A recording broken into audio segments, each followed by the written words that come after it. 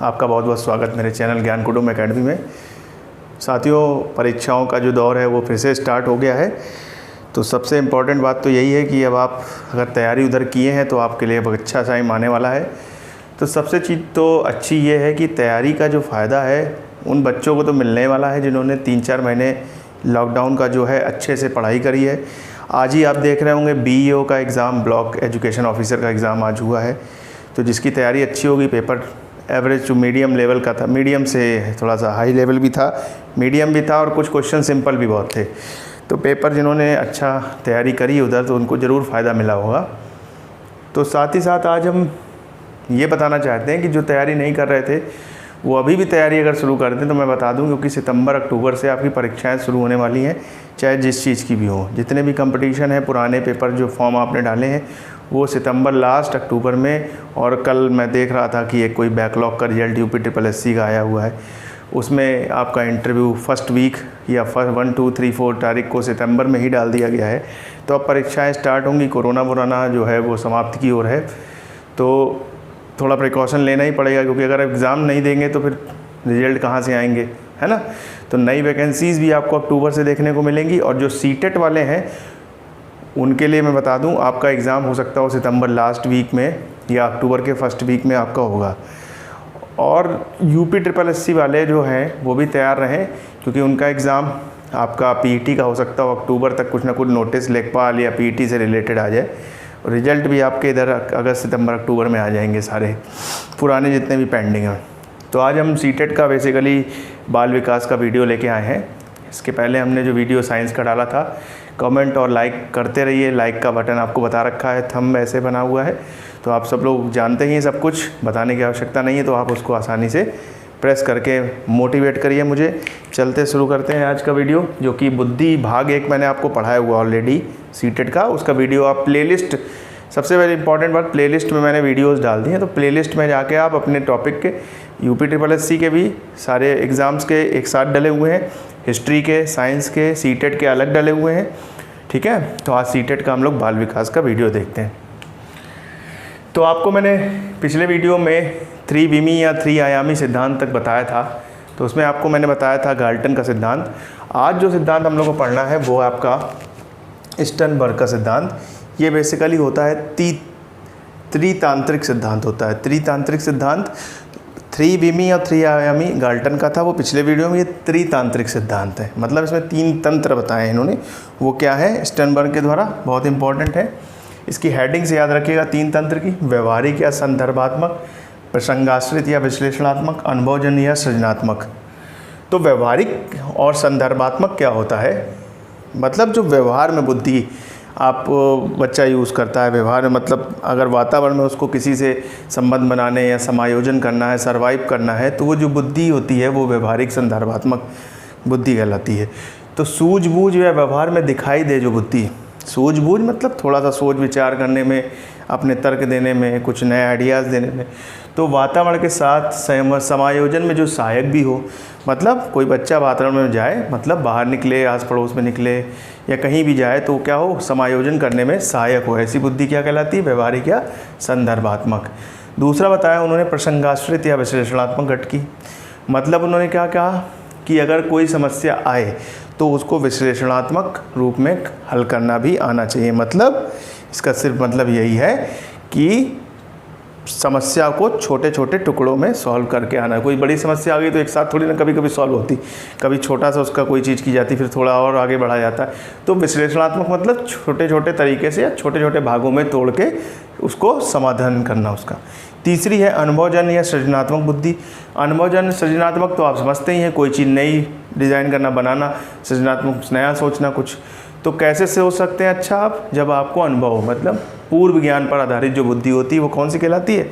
अनुभवजन्य या सृजनात्मक बुद्धि होती है। तो अनुभव आधार पर नए ज्ञान की समस्या दूर करना, ये कौन सी बुद्धि कहलाती है? अनुभवजन्य या सृजनात्मक। अब देखेंगे हम लोग अगला सिद्धांत, वो है पदानुक्रमिक सिद्धांत। तो पदानुक्रमिक सिद्धांत किसने दिया है? सिरिल बर्ट व वर्नन ने दिया है। किसने दिया है? सिरिल बर्ट तथा वर्नन ने दिया है। इसमें इन्होंने पदानुक्रमिक मतलब क्रम बताए हैं कि बच्चा ऐसे समझिए इस चीज़ को कि पहले तो ये इंपॉर्टेंट बहुत है कि किसने दिया है, तो पदानुक्रमिक सिद्धांत, सिरिल वर्ड तथा वर्णन। तो इसमें सबसे ज़्यादा इंपॉर्टेंट तो यही है कि किसने दिया है। उसके अलावा क्या है इसमें, ये ज़्यादा इंपॉर्टेंट नहीं बस, लेकिन ये समझ लीजिए जैसे छोटा बच्चा क्या करता है, पहले छोटा बड़ा सीखता है, फिर ABCD सीखता है, फिर जोड़ घटाना, फिर बड़े सवाल लगाने लगता है। तो वही छोटी चीज़ों से सीखते सीखते बड़ी चीज़ें सीखने लगता है, तो वो पदानुक्रमिक सिद्धांत कहलाता है। अब आइए आगे देखते हैं पद प्रतिदर्श सिद्धांत या न्यायादर्श सिद्धांत। ये दिया है आपको थॉमसन ने, तो इसमें ज़्यादा आता नहीं है लॉजिकल, बस ये आपसे पूछा जा सकता है किसने दिया है, कि थॉमसन ने दिया है। आइए आगे देखते हैं, वो है कैरोल का त्रिस्तरीय मॉडल। इसमें इन्होंने, जॉन बी कैरोल साइंटिस्ट है, इन्होंने दिया है। इन्होंने 3 स्तर बताए हैं बुद्धि के लिए सिद्धांत में, सामान्य, विस्तृत और कौशल बुद्धि। सामान्य बुद्धि मतलब जो नॉर्मल, विस्तृत मतलब जो थोड़ा बड़ा सोच से, कौशल मतलब जो थोड़ा सा टेक्निकल या कुछ करना सिखाना, ये सब जो कर्म कारीगर वाली बुद्धि होती है, आपको बताया था मैंने थॉर्नडाइक वाले मामले में, तो उसी टाइप का इन्होंने भी दिया है। और बेसिकली ये मॉडल 3-4 मॉडलों का मिक्स रूप है। क्या है, समकलनात्मक मॉडल, स्पीयर थर्स्टन तथा कैटल हॉर्न का मिश्रित समन्वित मॉडल है। मतलब ये जो मॉडल है, ये समझ लीजिए ये कई मॉडल्स का मिलके रूप है, और इसमें 3 स्तर बताए गए, समान, विस्तृत और कौशल। तो ये याद रखिएगा, इधर इनके ये 3 तंत्र याद रखिएगा। पदानुक्रमिक सिद्धांत किसने दिया, प्रतिदर्श किसने दिया, ये याद रखिएगा। आइए आगे बढ़ते हैं। अगला सिद्धांत है तरल ठोस बुद्धि सिद्धांत। तरल ठोस बुद्धि का सिद्धांत किसने दिया है, कैटल ने दिया। ये बहुत बार पूछा गया, ये दोनों ही बहुत इंपॉर्टेंट है। स्टर्नबर्ग भी इंपॉर्टेंट है, इधर ये भी पदानुक्रमिक भी पूछा गया, लेकिन ये ज़्यादा मैंने देखा है लोग पढ़ते कम है, इन्हें तो पढ़ लेते हैं, इन्हें नहीं पढ़ते। तो तरल ठोस बुद्धि का सिद्धांत आपको किसने दिया है, कैटल ने दिया है। तरल मतलब क्या होता है, तरल बुद्धि वो होती है जन्मजात होती है, मतलब जो बच्चा छोटे से सब चीज़ें सीखता रहता है वो जन्मजात, और कोई नया सीखता है या नया अर्जित करता है वो आपकी कहलाती है ठोस बुद्धि।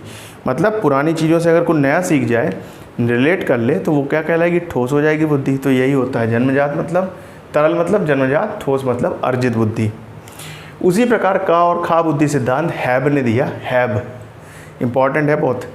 का मतलब जन्मजात, खा मतलब अर्जित, और का, और इन्होंने ये बताया कि अगर का और खा मिल जाए तो गा बुद्धि बन जाती। मतलब व्यक्ति किसी भी समस्या को आसानी से, या कोई भी समस्या है तो उसको वो क्या कर सकता है, सॉल्व कर सकता है, समस्या का समाधान निकाल सकता है। ठीक है, तो ये याद रखिएगा, ये पूछे गए हैं।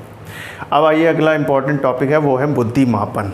अब बुद्धि मापन क्या है, बुद्धि को क्या तौलते हैं, नहीं तौलते नहीं। बुद्धि को क्या होता है, इंटेलिजेंसी के हिसाब से तोड़ा जा सकता है। तो इस पर कुछ हिस्ट्री है उससे पहले, है ना।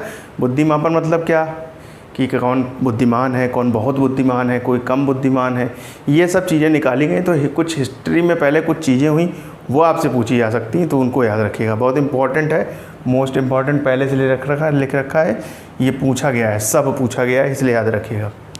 सबसे पहले 1772 में लेवेटर जो स्विट्जरलैंड के थे, इन्होंने बुद्धिमत्ता का आधार शारीरिक लक्षण बताया। तो क्वेश्चन यहाँ से पूछा गया है कई बार कि किसने बुद्धिमत्ता का आधार शारीरिक लक्षण बताया, मतलब बुद्धि जो है वो शरीर का एक लक्षण से उभरी हुई चीज़ है। किसने बताया है, लेवेटर ने। कहाँ के थे, स्विट्जरलैंड में, 1772 में। तो ये पूछा गया है, इसको आप लोग याद रखिएगा। ठीक है, अगला देखिए, 1885 में बुद्धि मापन शब्द या बुद्धि शब्द का सर्वप्रथम प्रयोग किसने किया। मापन परीक्षण नहीं कह रहा, बुद्धि मापन शब्द का प्रथम बार प्रयोग किसने किया, गाल्टन ने किया। किसने किया, गाल्टन ने। ये पूछे गए सब चीज़ें। 1890 में मानसिक परीक्षण, ना बुद्धि परीक्षण कह रहा हूँ ना मानसिक आयु कह रहा हूँ, अभी ये सब चीज़ें आएंगी इसलिए बोल रहा हूँ। मानसिक परीक्षण शब्द का प्रथम बार प्रयोग या मानसिक परीक्षण पे जो बात की वो सबसे बार पहले किसने की, कैटल ने की। किसने की, कैटल ने। तो लेवेटर ने बुद्धि को शारीरिक लक्षण बताया, बुद्धिमत्ता का आधार शारीरिक लक्षण बताया। बुद्धि मापन का प्रथम बार प्रयोग किसने किया, गाल्टन द्वारा। मानसिक परीक्षण का प्रथम बार प्रयोग किसने किया, कैटल ने किया। ठीक है, यहाँ से 3 इंपॉर्टेंट क्वेश्चन बनते हैं, याद रखिएगा। अब क्या हुआ, थोड़ा सा कहानी आगे बढ़ी, तो 1905 में बुद्धि मापन का प्रथम परीक्षण किया गया।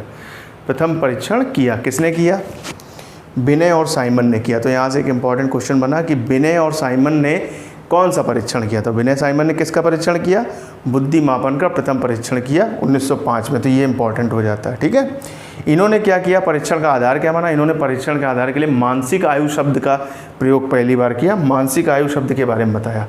मानसिक आयु के रूप में माप कर इन्होंने बुद्धि का परीक्षण किया। मतलब बुद्धि को किस में रूप में माना? मानसिक आयु के रूप, वास्तविक आयु नहीं, मानसिक आयु के रूप में। तो क्वेश्चन बनता है किसने मानसिक आयु का मतलब आधार लिया या किसको माप कर इन्होंने बुद्धि का परीक्षण किया? तो कौन थे? विनय साइमन। इन्होंने पूर्व बाल्यावस्था से किशोरावस्था तक ये परीक्षण किए हैं। ठीक है। फिर उसके बाद क्या हुआ, एक स्टर्नबर्ग साइंटिस्ट स्टर्न आए। स्टर्न ने क्या किया, 1912 में इस परीक्षण में एक संशोधन का प्रस्ताव रखा। इन्होंने प्रस्ताव रखा है, परामर्श दिया या प्रस्ताव रखा है, परामर्श दिया कि इसको थोड़ा सा आगे बढ़िए, तो थोड़ा सा कहानी आगे बढ़ेगी, अभी देखिए आगे क्या। तो परामर्श किसने दिया विनय साइमन संशोधन का? वो स्टर्न ने दिया है 1912 में। तो ध्यान रखिएगा, परामर्श पूछा जाए तो स्टर्न ने, विलियम स्टर्न ने। और अगर पूछा जाए किसने किया, तो 1916 में विनय साइमन परीक्षा का महत्वपूर्ण संशोधन टर्मन ने किया है। संशोधन किया टर्मन ने है, प्रस्ताव किसने दिया है या परामर्श किसने दिया है? वो दिया है विलियम स्टर्न ने दिया है। ठीक है। तो क्या हुआ, स्टर्न ने एक आईक्यू का फॉर्मूला बनाया था, उसी आईक्यू के से फॉर्मूले से टर्मन ने क्या किया, संशोधन करके उन्होंने ये सब चीज़ें निकाल दी यहाँ से कि ये कौन सी बुद्धि को क्या कहेंगे, कि इस बुद्धि लब्धि किसके बच्चे को क्या कहेंगे। तो बुद्धि लब्धि का फॉर्मूला अगर पूछा जाए तो स्टर्न लगाना है, और कहीं कहीं स्टर्न ना हो तो आपको क्या लगाना है? टर्मन लगाना है, क्योंकि टर्मन ने संशोधन रूप में दिया है। तो आपको बेसिकली मान के चलना है टर्मन और स्टर्न दोनों को ही ऑप्शन में। ठीक है। लेकिन आपको अगर दोनों में से चूज़ करना तो स्टर्न लगाएंगे, क्योंकि परामर्श उन्होंने दिया था। आईक्यू का फॉर्मूला टर्मन ने बेसिकली यहाँ पर संशोधन के बाद दिया हुआ है। ठीक है। तो आपको लगाना कौन सा है? टर्मन लगाना है, जब आपसे कहे संशोधन के रूप में किसने दिया। ठीक है। तो बेसिकली फॉर्मूला किसके लिए लगाएगा? टर्मन का लगाया जाएगा फॉर्मूला। अगर टर्मन नहीं मिलेगा तो स्टर्न लगाना है आपको। ठीक है। तो बुद्धि लब्धि का आईक्यू का फॉर्मूला क्या है? मानसिक आयु बटे वास्तविक आयु गुणे 100। परसेंटेज में कैसे निकालते हैं? मानसिक आयु बटे वास्तविक आयु इंटू 100। ठीक है। तो टर्मन ने क्या किया, यहाँ से क्या निकाली? बुद्धि लब्धि निकाली। कैसे निकाली होगी? तो आप खुद सोचिए, कहीं क्वेश्चन में दे देगा कि मानसिक आयु मान लीजिए 50 है, बुद्धि वास्तविक आयु 30 है, या थोड़ा सा ऐसा ले लीजिए फैक्टर हो जाए 25 है, तो कहेगा बुद्धि लब्धि क्या होगी? तो भाग दे दीजिए, 25 दूनी 50 गुणे 2 यानी 200 बुद्धि लब्धि, यानी बच्चा कैसा हो गया? प्रतिभाशाली बुद्धि। तो इन्होंने एक टेबल ऐसे बनाई है, उस आधार पे ये बताया गया है कि कौन सी बुद्धि लब्धि का फॉर्मूला बच्चा कौन सा कैटेगरी का कहलाएगा। वर्ग में बांटा है उन्होंने। और कहीं कहीं क्वेश्चन में आपको दे देगा बुद्धि लब्धि दे देगा, मानसिक आयु दे देगा, वास्तविक आयु निकलवा लेगा। कहीं कहीं बुद्धि लब्धि दे देगा, वास्तविक आयु दे देगा, मानसिक आयु पूछ लेगा। तो निकाल ही लेंगे सिंपल फॉर्मूला, क्रॉस मल्टीप्लाई करके। इस पर सवाल करा के बहुत बड़ा तीर नहीं मारने वाले हम लोग, बहुत बस फॉर्मूला याद है तो आप खुद गुणा भाग कर सकते हैं। कोई भी एक चीज़ अननोन कर देगा, दूसरी चीज़ निकालनी होगी, निकाल लेंगे आप। तो अब ये समझिए कि अगर 130 से ज़्यादा बुद्धि लब्धि आती है तो बच्चे, ऐसे संख्या कितनी है ऐसे बच्चों की? 2% है केवल। ऐसे बच्चे केवल कितने हैं? 2%। मतलब बहुत कम होंगे भाई, साइंटिस्ट टाइप की बुद्धि वाले क्या बहुत होंगे? 2%। ऐसे बुद्धि क्या कहलाएगी? प्रतिभाशाली बुद्धि। ठीक है। 121 से 30 मतलब अब 10-10 के स्लॉट बनाएंगे। 7% थोड़े लोग बढ़ना शुरू होंगे, प्रखर बुद्धि, थोड़ा और उनसे कम इंटेलिजेंट लेकिन इंटेलिजेंट, प्रखर बुद्धि कहलाएगा। ठीक है। 111 से 120 देखिए संख्या बढ़ना शुरू हुई, 16%। तीव्र बुद्धि, तेज बुद्धि वाले, है ना, तेज बुद्धि वाले, तीव्र बुद्धि मतलब उनसे थोड़ा सा कम, प्रखर से कम और प्रतिभाशाली से। फिर 91 से 110 ये मोस्टली लगभग सामान्यता पाई जाती है, 50% लोगों में ये कौन सी बुद्धि है? सामान्य बुद्धि वाले बच्चे होते हैं। ठीक है। अगला जो क्रम है 81 से 90, ये बहुत बार पूछा गया कि सामान्य बुद्धि की लिमिट क्या होती है? बुद्धि लब्धि की कितनी होती है? 91 से 110 होती है। ठीक है।